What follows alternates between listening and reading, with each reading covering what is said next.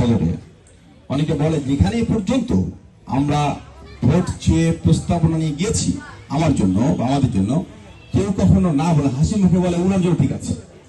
তার মানে কি আমি তাদের বলি এই জিনিসগুলো যে তোমরা দেখতে পাচ্ছ এর নিশ্চয়ই তোমরা তৈরি করো নাই, আমাদের দীর্ঘদিনের সকলের কর্মকাণ্ডের ইতিহাস একটু একটু একটু করে জোগাড় করতে করতে এই জায়গাটা এসেছে। শামীম মোড়ল একটা কথা বলতেছিল যে মানুষ কখন সাহস পায় স্বতন্ত্র নির্বাচন করার? নিশ্চয়ই তার ব্যক্তিগত অর্জন আছে, ব্যক্তিত্ব আছে, পরিচিতি আছে, সক্ষমতা আছে, ঠিক না? তো হয়তোবা আল্লাহ তাআলা এমন একটা কিছু দিয়েছেন এই সময়টায় যেটা আমাদেরকে উৎসাহিত করছে, হ্যাঁ এই জিনিসটা কাজ করার জন্য, ধরার জন্য। আমরা তো পথ ছাড়া অনেকদিন অনেক কাজ করেছি, এখন পথটা চাইবো না কেন? পথ চাওয়াটা অধিকার, অধিকার, এবং জনগণ ওটা দিয়েই শান্তিতে থাকতে চায়। বিকজ অতীতে জনগণ বহুত জনকে দেখেছে, বহুত ভাবে দেখেছে। আমি কারো সমালোচনা করতে চাই না।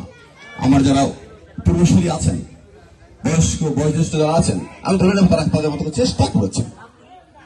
তাদের দোষ খুঁজে বের করার ইচ্ছা আমার একেবারেই নাই। চেষ্টা করেছেন, যার যার সক্ষমতা অনুযায়ী সে চেষ্টা করে। ওটা পদ পেয়ে এমপি হয়ে চেষ্টা করে হয়তো কোনো করতে পারেননি।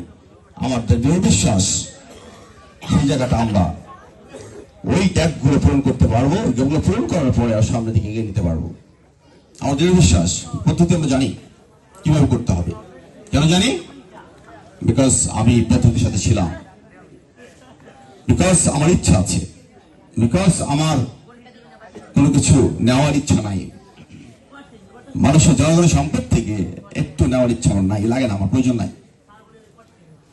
যদি এমপি সাহেব ইচ্ছা করেন যে তিনি তার নির্বাচন এলাকার সব জন সম্পদের বা অধিকারের এতটুকু ছিনিয়ে নেবেন না, তারপর উনি ভালো থাকবেন, চাইলে পারেন, তিনি প্রয়োজন হয় না।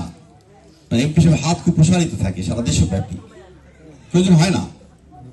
যদি না জানেন তাহলে সমস্যা, জানতে হবে যে প্রয়োজন হয় না। আমি ব্যক্তিগতভাবে একটা বিশ্বাস করি, সেটা হলো আপনার একজন আসলেই সংসদ সদস্য করণীয় কি?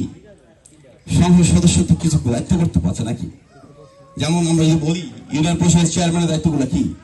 সরকারি ভাষায় সরকারি সিদ্ধান্ত অনুযায়ী লিখিত কিছু দায়িত্ব আছে, এগুলো প্রথমে তার জানতে হবে, করতে হবে। এরপর যে অতিরিক্ত কিছু সে করতে চায় তার ব্যক্তিগত ইস্যু, কিন্তু ওইগুলো না করা পর্যন্ত তার বেতন কিন্তু হালাল না।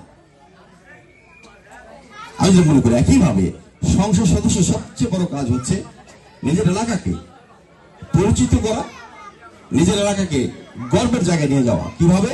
প্রথমে সেই এলাকা সংক্রান্ত ইস্যুতে সংসদে কথা বলবে। সংসদে কথা বললে দুইটা জিনিস হয়, একটা হচ্ছে সরকার রাষ্ট্র জানতে পারে এই এলাকার অবস্থা কি এবং এই এলাকার মুখপাত্র কে এবং তাদের কি আছে কি নাই। আরেকটা জিনিস হয়, সেটা হচ্ছে এলাকার যে জনগণ আছে তারা চেয়ে থাকে যে আমাদের প্রতিনিধি কি বলে ওখানে, এবং এটা বলে তারা আনন্দিত হয়। এবং যখন তারা এই এলাকার বাইরে যায়, এলাকার লোকজন, তখন তারা পরিচয় দেয় আমাদের সংসদ সদস্য অমুক। এটা তাদের মধ্যে আনন্দ, গর্বের বিষয়। এবং সংসদ সদস্যের নাম শুনে তাদেরকে মানুষ শ্রদ্ধা করে।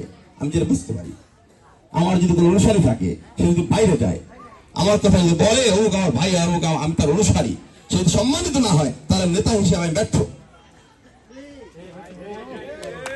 ওই নেতৃত্ব তার কোনো প্রয়োজন আছে বলে মনে করি না, কোনো প্রয়োজন আছে বলে আমি একেবারেই মনে করি না। তাহলে আমার কাজটা কি? কাজ খুব স্বল্প, কাজ কিন্তু খুব বেশি না। যদি জানা থাকে কাজ খুব স্বল্প, অল্প কাজ।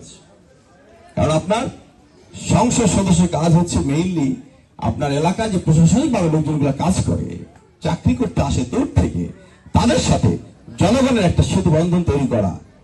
যে আপনারা এসেছেন, সুন্দরভাবে কাজ করেন, মাশাআল্লাহ, আপনার আমাদের অতিথি।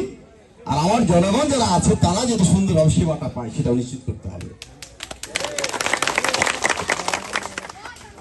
আমি আপনার জানি যে মানুষের মৌলিক অধিকার কয়টা রাষ্ট্রীয় প্রেক্ষাপটে একজন নাগরিক হিসেবে আপনার অবশ্যই কি পেতে হবে আপনার জানা আছে কিনা? হয়তো একটা দুটো জানেন, 5টা রাষ্ট্রীয় স্বীকৃত যে সংবিধানে আছে। অন্য একটা মানুষ খাইতে পারতে হবে, রাষ্ট্রের দায়িত্ব। বস্ত্র, কাপড় পরতে হবে, কাপড় ছাড়া থাকা চলবে না।